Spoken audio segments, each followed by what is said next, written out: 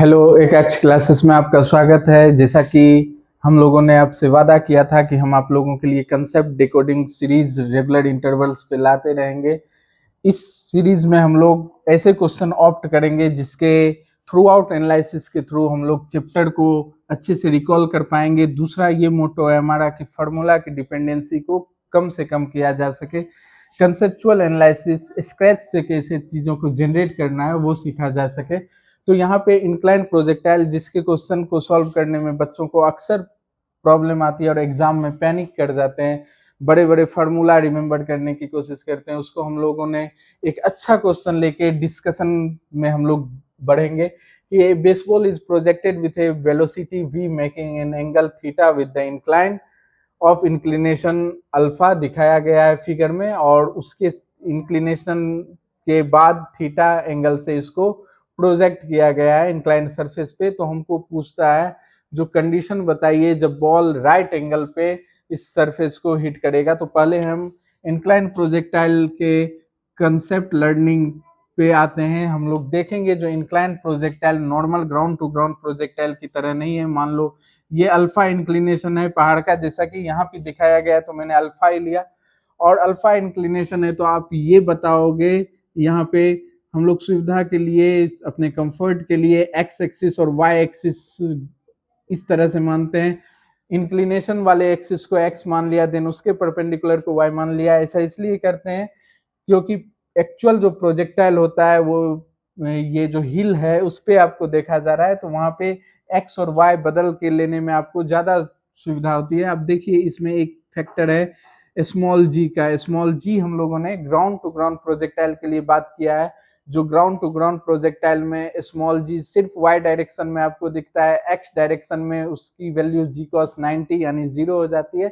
मतलब x direction में कोई वेलोसिटी में डिक्रीज या इंक्रीज नहीं होता है क्योंकि कोई एक्सेलरेशन का फैक्टर एक्ट नहीं कर रहा होता है, अगर हम एयर रेसिस्टेंस को नेग्लिजिबल मान लें देन। अब देखिए इसमें इसमें थोड़ा आपको एनालिसिस करना सीखना पड़ेगा। ये अल्फा है, देन ये 90 डिग्री हो जाएगा, ये 90 माइनस अल्फा हो जाएगा। अब हम इंक्लाइंड सरफेस पे अगर परपेंडिकुलर डालते हैं तो ये अल्फा हो जाएगा। तो ये जो y के एंटी पैरेलल में जो कंपोनेंट आ रहा है वो आपका जी कॉस अल्फा हो जाएगा, और x के साथ जो g का फैक्टर आएगा वो जी साइन अल्फा आएगा। तो हम देख रहे हैं जो इस तरह से कुछ फिगर बनेगा, x ये है मेरा, y ये है, तो यहाँ पे हमको g cos alpha y direction में एक्सेलरेशन काम किया और then backward acceleration g sin alpha x direction में भी काम कर रहा है। तो ये काफी महत्वपूर्ण बातें हैं यहाँ पे सीखने के लिए। जो इंक्लाइन प्रोजेक्टाइल में एक्सेलरेशन ड्यू टू ग्रेविटी का जो कंपोनेंट है वो x डायरेक्शन में भी आता है। जब हम लोगों ने x को पहाड़ जो है हमारा जो हिल है उसके इंक्लाइन सरफेस के अलोंग बनाया है, देन ऐसा करना सुविधाजनक होता है। हम देखेंगे टाइम ऑफ फ्लाइट निकालने में काफी आसानी होती है, जो कि मेरा बहुत चीजों में हेल्प करता है। अगर टाइम ऑफ फ्लाइट पता है तो आपको बाकी चीजें एनालाइज करनी आसान होती है। और time of flight x axis को इंक्लिनेशन एक्सिस के साथ मानने पर, देन उसके पैरेलल वाई मानने पर, उसके परपेंडिकुलर वाई मानने पर ज्यादा आसान होता है। तो ऐसा इसीलिए हम लोगों ने एनालिसिस पार्ट के लिए किया। अब मान लो इस पे कोई प्रोजेक्टाइल अगर प्रोजेक्ट हुआ है, मान लो थीटा एंगल से प्रोजेक्ट हुआ है, तो ये पहाड़ के साथ कुछ प्रोजेक्टाइल बनाते हुए दिखेगा। अब ये जो प्रोजेक्टाइल आपका बन रहा है, जो पहाड़ के साथ प्रोजेक्टाइल बन रहा है, वो आपको काफी हेल्प करेगा समझने में। जो टाइम ऑफ फ्लाइट को आप कैलकुलेट कैसे करें, तो देखिए टाइम ऑफ फ्लाइट कैलकुलेट करने के लिए हमेशा आप याद रखेंगे हवा में कोई चीज कितना रहेगा, ये चीज डिसाइड करने वाला फैक्टर हमेशा वाई फैक्टर होता है, वर्टिकल फैक्टर होता है। तो यहाँ पे 2u(y) लीजिएगा और यहाँ पे g(y) हो जाएगा। ये ध्यान देने वाली बात है क्योंकि यहाँ पे g जो है वो y डायरेक्शन में g की वैल्यू g ही नहीं रहेगी, g cos अल्फा हो जाएगी क्योंकि उसका कुछ कंपोनेंट x में भी आ रहा है। तो यहाँ हम gy लिखेंगे, g नहीं लिखेंगे। वर्टिकल डायरेक्शन में एक्सेलरेशन g नहीं है, gy है, और gy की वैल्यू g cos अल्फा है। तो यहाँ पे टाइम ऑफ फ्लाइट हमारा हो जाएगा 2। अगर u वेलोसिटी से हमने फेंका था तो हमारा टाइम ऑफ फ्लाइट क्या हो जा रहा है, 2u sin theta 2u sine theta by G Y की जगह हम लोग लेंगे जी कॉस अल्फा। ये हम लोगों ने लिया तो टाइम ऑफ फ्लाइट हम कैलकुलेट कर पाया। अगर हम लोगों ने टाइम ऑफ फ्लाइट कैलकुलेट कर दिया देन एक्स डायरेक्शन में हम मोशन की इक्वेशन लगा सकते हैं। और ऐसा इसलिए करेंगे, देखिए इस सवाल में पहले हम जाते हैं। इस सवाल में ये कहा गया है कि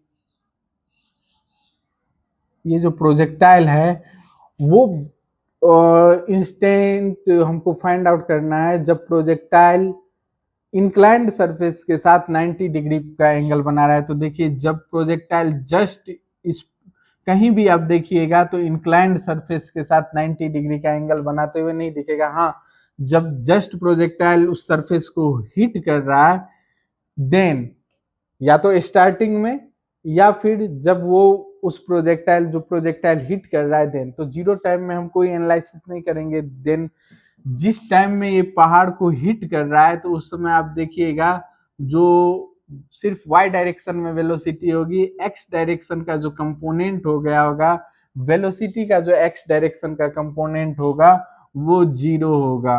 x डायरेक्शन का कंपोनेंट जीरो होगा at the time of impact, और यहाँ पे y डायरेक्शन में सिर्फ वेलोसिटी की कंपोनेंट आएगी। तो ये यही कंडीशन है, जो vx जब जीरो हो जाएगा देन जो वेलोसिटी होगी वो सिर्फ वर्टिकल डायरेक्शन में होगी at the time of impact. तो उस टाइम पे हम अगर vx को जीरो इक्वेट कर दें देन हम इजिली कैलकुलेट कर पाएंगे। तो हम vx अगर लिखना चाहें तो vx लिखने के लिए हमको क्या लिखना पड़ेगा, देखिए इक्वेशन ऑफ मोशन लगाते हैं। u ये है, आपने इसको y माना है, इसको x माना है, तो आप देख रहे हैं जो x डायरेक्शन में जो वेलोसिटी है वो u cos थीटा है, और एक्सेलरेशन जो x डायरेक्शन में जी अल्फा।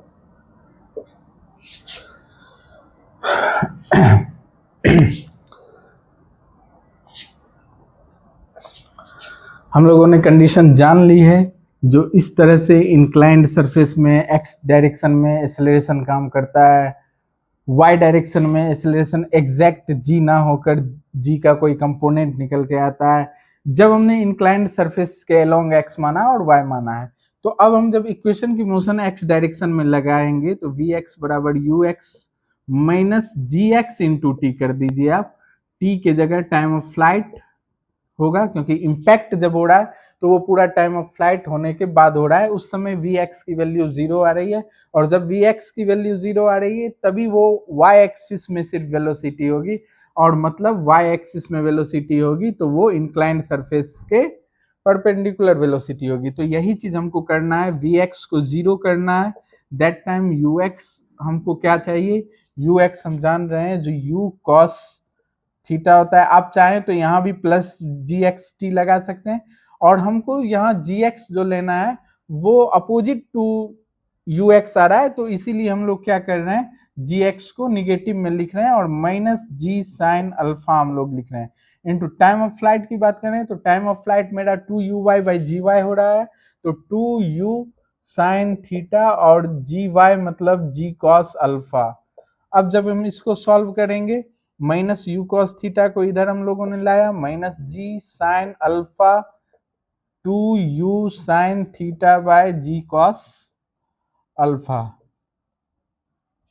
जब हम ऐसा करेंगे और सॉल्व करेंगे, u से u जाएगा, इधर आके ये टेन अल्फा हो जाएगा, तो sorry cot alpha, cot theta equal to हम लोग 2 अल्फा, ये कंडीशन लेके हम लोगों ने देखा जो किस तरह से क्वेश्चन को हम लोगों ने यहाँ पे कंसेप्चुअली रियलाइज किया। तो इस तरह के क्वेश्चन आप करके पूरे चैप्टर को इजीली रिवाइज कर सकते हैं। आप किसी भी प्लेटफॉर्म से पढ़ रहे हो, टीचर के बीच में कोई ऐसा कंपटीशन नहीं होना चाहिए जो स्टूडेंट के वेलफेयर से समझौता करे। तो हम लोग भी यही चाहते हैं, आप किसी भी प्लेटफॉर्म से पढ़ रहे हो फिर भी आप एकेएक्स के कॉन्सेप्ट डिकोडिंग सीरीज को जरूर फॉलो करिए, और अच्छा लगे तो सारी वीडियो देखिए, क्योंकि काफ़ी कुछ आपको अंडरस्टैंडिंग क्लियर हो जाए सब्जेक्ट की। इसलिए हम लोगों का जो ये रिसर्च वर्क है आपके लिए काफ़ी काम आएगा।